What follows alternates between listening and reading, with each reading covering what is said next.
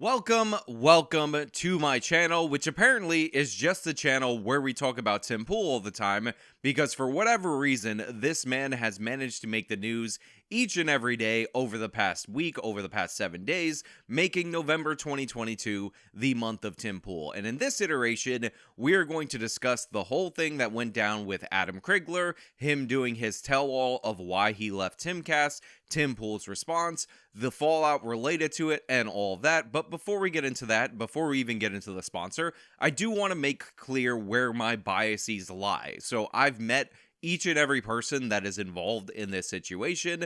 Tim Pool, I've met 2 or 3 times. I don't actually remember. And honestly, I don't think Tim likes me very much. For whatever reason, you just get that vibe from somebody. So that's where it is in terms of Tim. Now, as for Tim Pool's whole crew, all of the people surrounding him, I actually get along with each and every one of them, and it's actually quite weird because I can barely get 2 words in edgewise whenever I spot Tim at an event, but Tim's crew always seems to be very appreciative. They're always super kind. Luke, Seamus, people behind the scenes, all these people, including Lydia, have been incredibly kind to me, have gone out of their way to be kind to me. I've had sit-down discussions with some of them. I've talked to them at different events and all of that. So I really appreciate the people that work around him.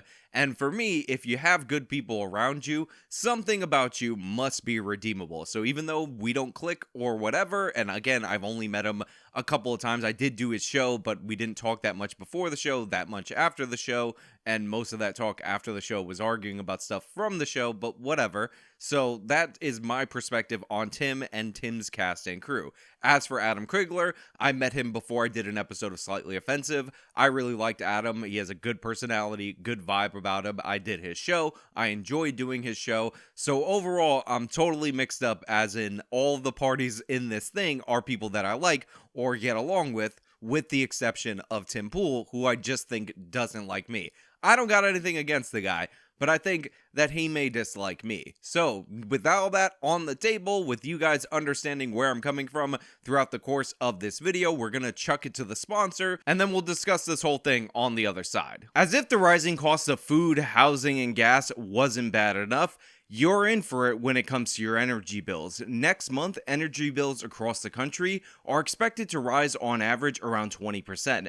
And by 2023-2024, we're expecting to see them go up 30% more. This is one of the reasons why I'm happy to be partnering with SavePowerBills.com, because they have a little amazing device that can help you stabilize your current, thus reducing your electric bills. This product has been seen on Fox News, on Forbes, Discover, and many other places because it's so simple to use, and what it does is you plug it in and it stabilizes your current, preventing surges and all kinds of issues, significantly lowering your energy bill over time.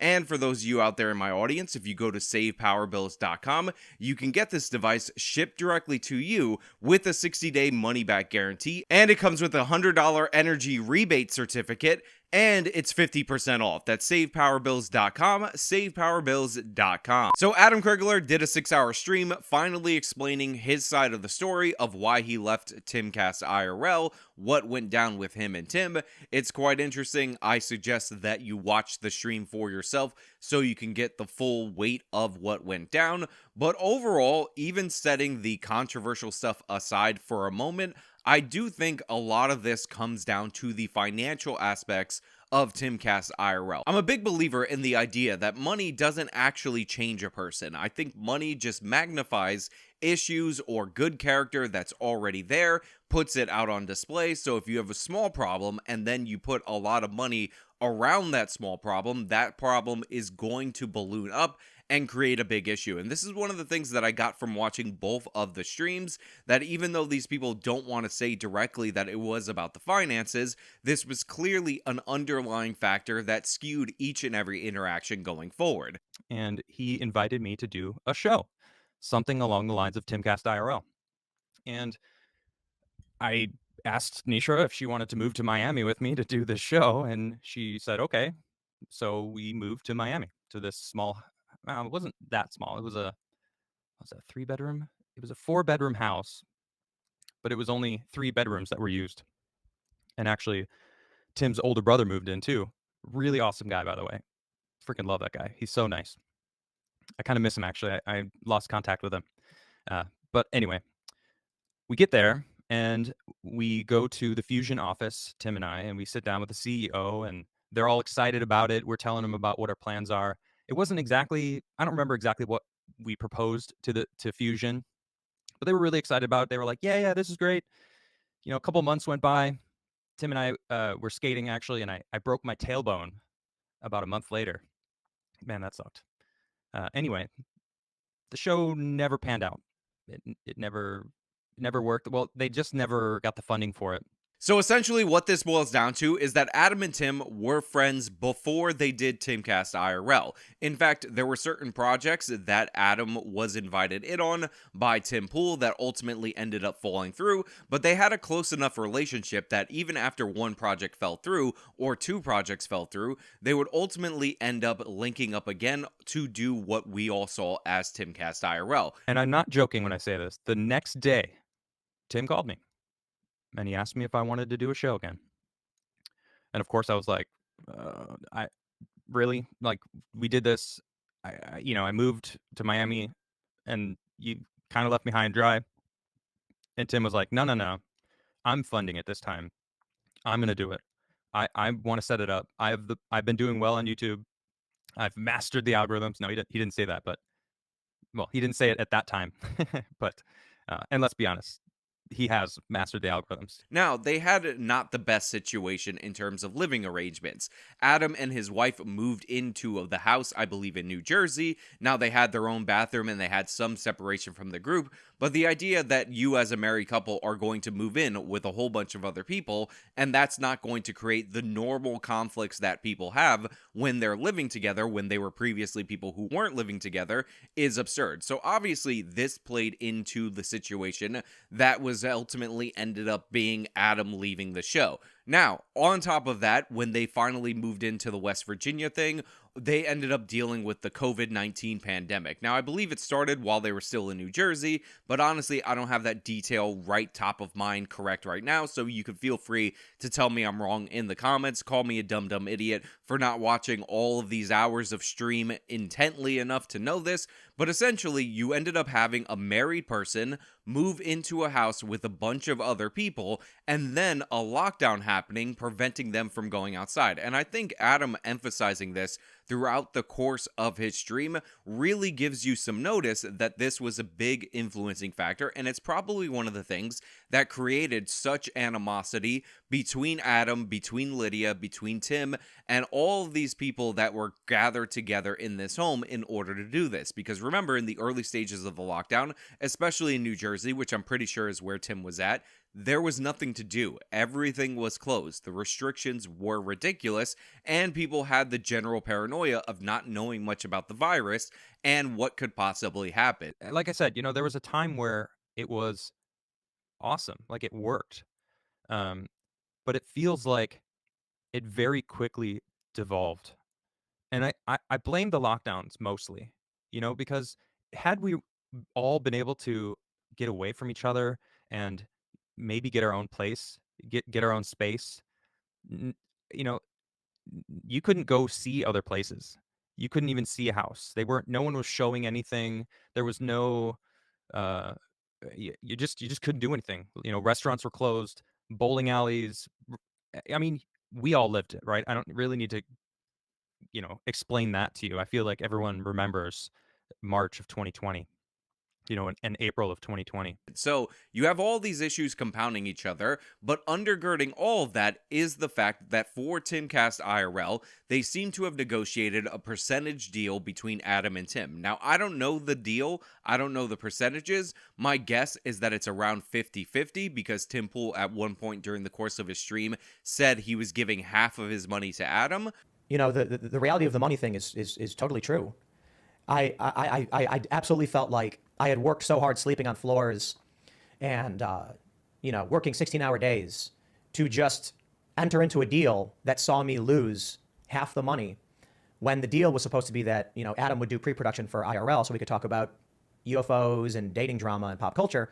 And it was turning into me talking about what I already talked about but I now had to give him a portion of the revenue. But I don't know that for sure 100%, so take that with a grain of salt. Now, obviously, you guys know that Timcast IRL blew up. It was a giant financial success. And if you're Tim Pool and you are grinding for a long time on your own channel and you got yourself some financial success, all of a sudden a new show ballooning that's dependent on another person, even if consciously you're happy about it, is going to get in the back of your head. It is going to bother you. And I think that this led to some of the issues. You can go watch the streams. They talked about money a lot of different times, even though they said a lot of times that it wasn't necessarily about the money. And to Tim Pool's credit, even from Adam's stream, it seems like Tim Pool is really generous with the people that he employs and all of that, but it seems like there is a limit to that generosity, at least subconsciously, and this was what led to the problems being built up, because Tim said he felt like Adam wasn't doing enough work,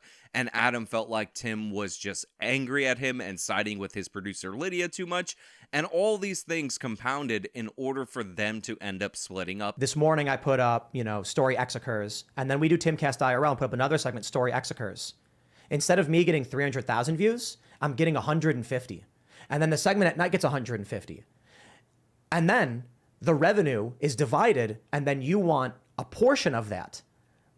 But that's not what I'm trying to do. And it ultimately ended up ruining a fruitful friendship. Now, to give you an idea, to give you a perspective on how much money we're dealing with, I want to play this clip that was actually put together by Decoy Voice, who is a great channel that you should go over and subscribe to. He actually did reach his 100,000 subscriber goal, but he deserves more growth. He's doing a lot of great work. Just so you can understand whereabouts we're talking about in terms of the finances for this show. Because though it was a lot, it was like nothing. It was like 2 episodes, of Timcast IRL. And Tim confirms a dollar amount. And I paid the moving costs, which I think came out to like between 10 or 20 grand for them to move back to Sweden with all their stuff.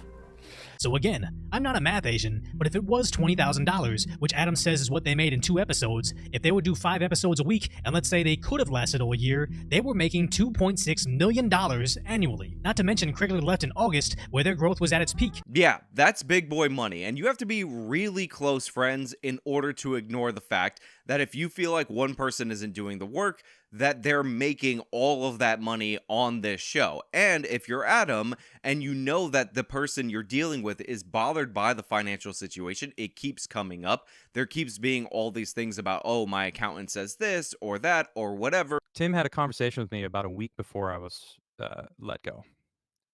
And this conversation was about money. And this money conversation went something like this.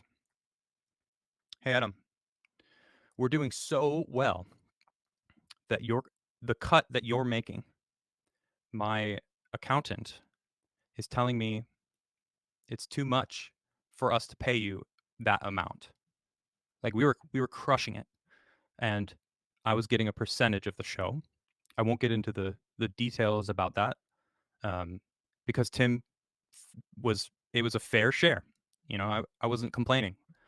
Tim got a larger cut than me, rightly so. It was his show. He led, and I was the co-host. But that conversation stuck with me. I was like, well, whatever we need to do to figure it out. At this point, we started making six figures per month. And my accountant informed me that, like, hey, you're paying this guy too much. He made substantially more than I did. And he was like, you're paying this guy too much. There's a limit on what we can do through payroll because of I don't know exactly what they said. But they were like, you're gonna have to figure out an alternative structure. And I was like, okay. I was like, man, this is getting crazy. You can take that with a grain of salt, believe it or don't believe it. I think if Tim Pool is telling the truth and we're giving the most generous reading of the situation, maybe Tim's accountant was basically telling him that you're paying Adam so much that he's not going to qualify as an employee under the structure of the business that you have, and you'd have to ultimately end up being a part owner, so you got to reduce the pay. But obviously, whenever you're dealing with big boy dollars like that, any single problem that you have, whether you feel like this person is doing enough work or not, is going to be magnified. And if you're Adam, by the way, and you negotiate this contract with such a high percentage and the show blows up, obviously it's going to bother you that the person you made the deal with is all of a sudden being skittish about the deal now that the show has been super successful. So I actually understand it from both people's perspectives. I think that if you negotiate a deal, you just got to roll with that deal. And I think a lot of Tim paying Adam post the separation had to do with the fact that they negotiated a percentage well in advance of the show blowing up. So obviously, I think he might have had to pay Adam. Although, again, I don't want to knock Tim Pool because he appears to be generous with everybody that he interacts with. And he appears to not understand why the relationships fall apart, even if he's being generous with the people that he works with. And I was just like, bro, why? What did I do to you? Any of you? Nothing. What was the last thing I ever said about Adam? We want to open a coffee house and sell his coffee, use his coffee brand. I wish him the best. And then he wants to come out and start spreading lies about my family and my relationships. Like, what did I do? I think, by the way, and I'm going to jump off into a random knock against leftism right here, this goes to show you that, again, money, material needs, and all that is not everything. If you don't feel like you're incorporated in the team enough, if you don't feel like you're in a place where you're happy, then the amount of money is not going to get rid of all the problems associated and all the problems affiliated with the workplace. So Tim is trying his best to be generous. And by the way, again, everything that I've been told privately related to Tim Pool is that he is quite a generous guy. He's very driven. He wants to make money, but once he has it, it's not like he wants to spend a bunch of it all on himself. You know, I believe I heard him say this in person, or maybe I heard him say it on a podcast, something to the effect of, how many cars can you actually buy? How many cars can you actually enjoy? How many things can you actually get? He's at a point in his life where he's happy, but his ambition for just straight up success, not financial success, is what drives him to continually work and continually produce. And I know on this channel, I will joke from time to time about how many videos Tim Pool is producing. I'll have a laugh about it, but in reality, in actuality, we all in the content space could learn a lot from Tim Pool's work ethic. And even Adam said this in his own video. You know, Tim's learned the golden rule of being on the internet. You don't care what other people say, you just do the work. I learned that from him. Others could learn from him too. He's got an insane work ethic. And that's one of the most interesting things about this, is that even though this drama was between Crigler and Tim Pool, in reality, these people got a lot of love for each other. And it's something that I pointed out when I was on Adam's show, and I think it holds true. This isn't a situation where these guys hate each other over the money. This is a situation where they were genuine friends, they genuinely cared for each other, and money just magnified a bunch of other issues that ended up creating a conflict. Now, there is one key thing that I will take away from Adam's thing, and that is that Lydia was a big problem for him. There was something that really started irking me, and that was the way that, honestly, both Tim and Lydia had this mentality of being high and mighty and know best, and they're the smartest people that have all the answers. And I don't like that attitude. You know, I never want to be the smartest guy in the room. I never want to claim I have the answers, because no one has all the answers, right? I'll have advice, I'll have opinions. There was, yeah, I don't know. There was something about that really bugged me. And there was this vibe of both of them teaming up on me. And this wasn't just on the show. You know, this was persistent at all times. And let's just be honest, Lydia is a yes man to Tim. That's all she did. She had no opinions of her own. And this was not just live. And it was so irksome. You know, I would catch her lying live about books that she read. And I'd ask her a second later, oh, okay, what was in that book that's relevant? Like, what made you think of that book? Oh, I actually didn't read the book. I was like, You just said you read the book. Now, I've heard things about Lydia from certain people, but to be clear, Lydia was incredibly kind, incredibly generous, and incredibly sweet to me when I appeared on Tim Pool. And there's a content creator, and you guys know who it is, it probably goes without saying, that I trust more than any other content creator because this person has helped me and my channel out of the kindness of their own heart. I'm going gender neutral as if you don't know who it is. And this person gets along with Lydia, feels like Lydia is good people. So I take that opinion more than random people telling me what they think of her post this all coming out. Now, I like Adam a lot. I'm sure a version of what the events are that he experienced are true, especially the stuff that is not related to the personal stuff, which we'll get into a little bit later because I have a nuanced take on it. And that's just where I want to leave it in terms of Lydia. I'm not going to throw her under the bus because she's being painted as a Yoko Ono, because unlike many people out there in the audience, I actually know that Yoko Ono did not cause the Beatles to split up. Yoko Ono came into a situation where there were already underlying problems, and in large part, she was the fall guy. And Lydia, in certain circumstances here, is coming off as the fall guy. So I'm not going to throw her under the bus just because each and every person is doing it. Now, essentially, Adam and Lydia didn't get along. Adam didn't like her attitude, according to him. He didn't like the way that she thumbed her nose at him. He didn't like a holier than thou kind of perspective.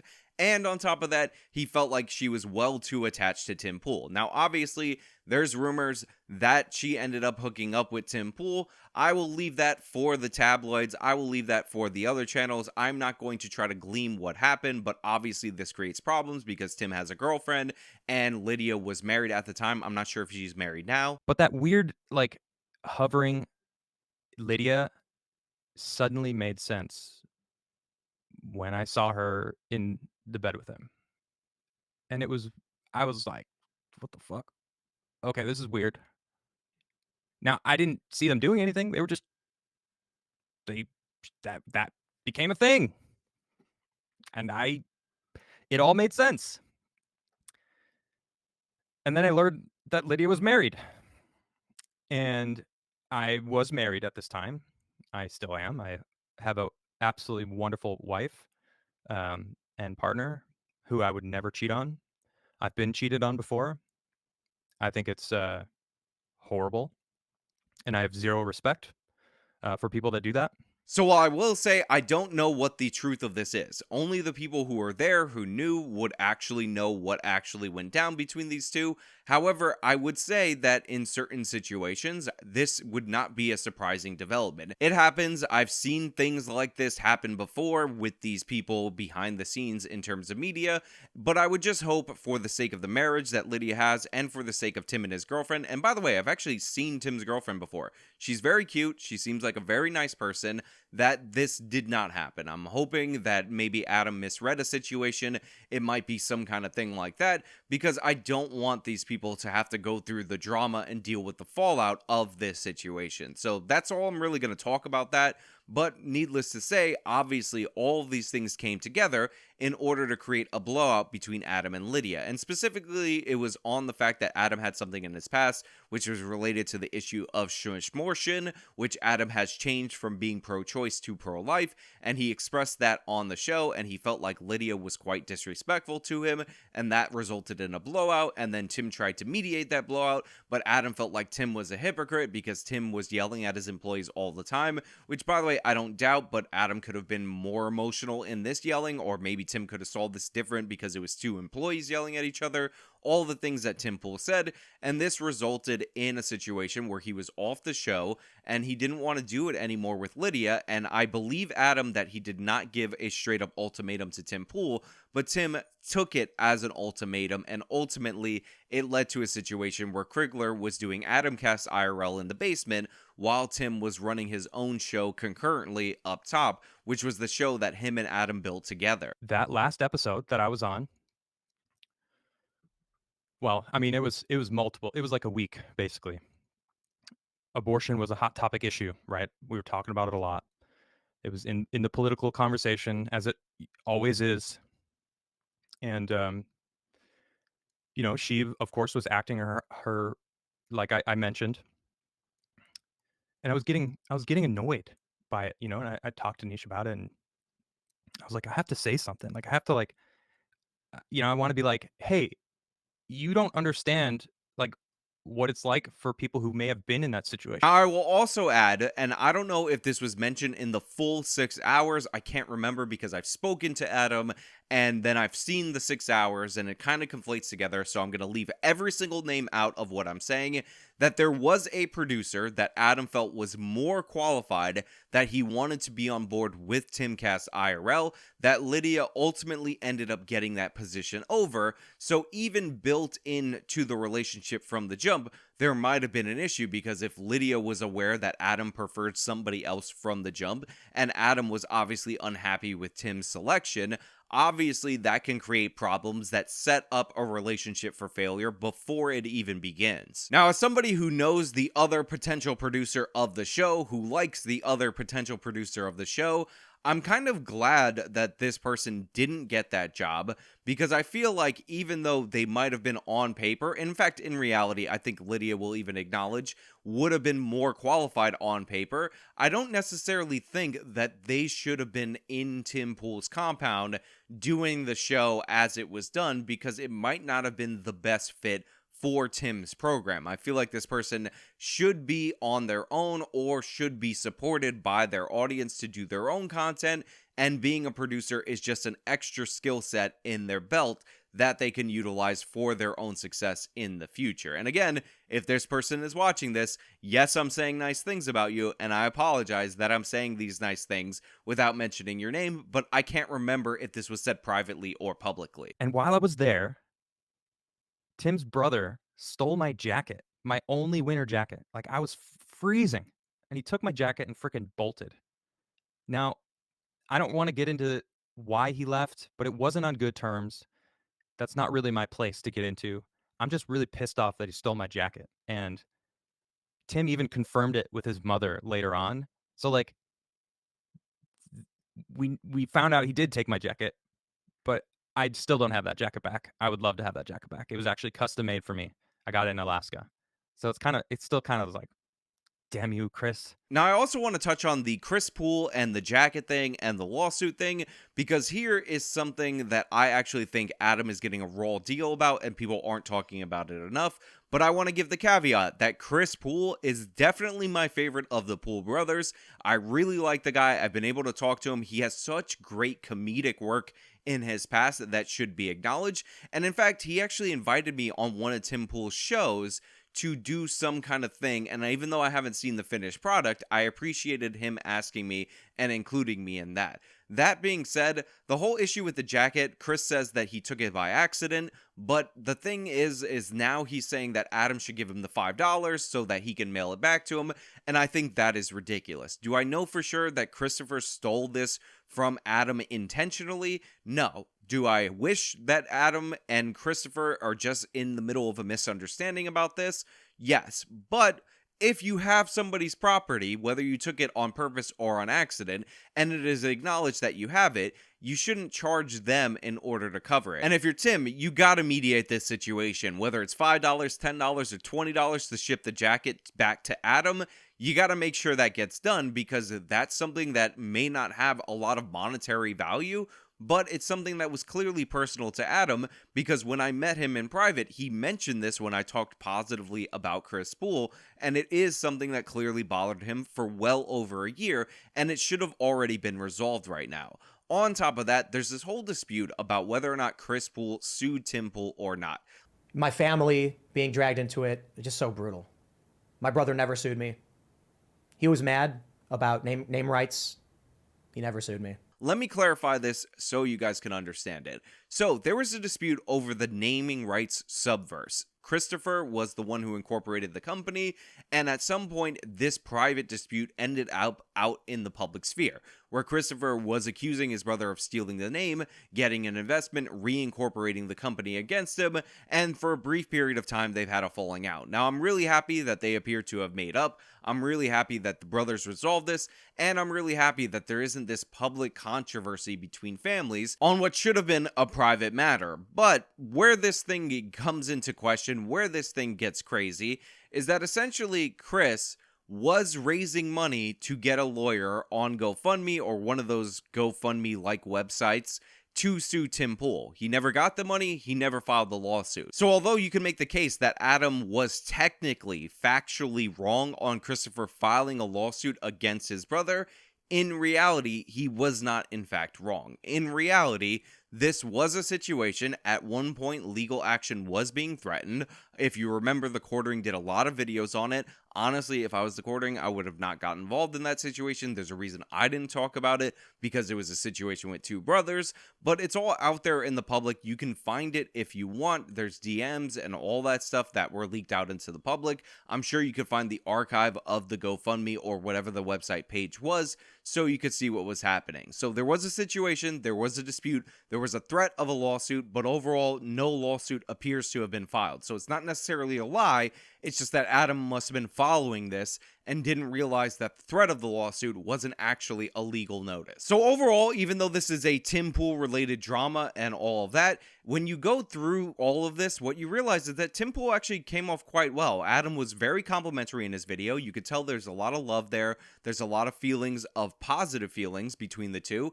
And Tim actually was very complimentary to Adam as well. He was obviously hurt, as portrayed in his stream, about this situation. And the only other person that actually got a significant hit to their name and to their reputation was Lydia. Now, whether or not you think that's fair, again, I would leave that up to you guys out there in the audience. I would so much rather have this situation be with people that I didn't meet with, that I didn't enjoy being around for the time that I was around them, but I have to cover it in this way because in reality, I don't know exactly what happened. All I can do is tell you the allegations. All I could do is describe to you what I think is true. And all I could do is zero in on that underlying factor, which was the fact that anytime you introduce a large amount of money and a business partnership into a friendship, small things tend to blow up. I believe that there was real issues between Adam and Lydia. I think that it would have been great for them to work out those issues, but at a certain point, they crossed the line to where they no longer respected each other, and that ultimately led to the downfall of the show. If you want to call Lydia the Yoko Ono, that's fine. It's up to you. You're able to do that. But I will say, and I will emphasize, that Yoko Ono is not the reason why the Beatles broke up. She was just there as essentially the fall person. She definitely didn't make the situation better. So maybe that comparison is more apt than you think if you're describing what I actually think went down. But hey, those are just my thoughts. Let me know your thoughts down in the comments below. If you like the video, you show them by leaving a like. Subscribe for more content. Follow me on all my social media. Support me via the support links in the description box of this video. This has been me talking about Timcast versus Crigler Show. Till next time.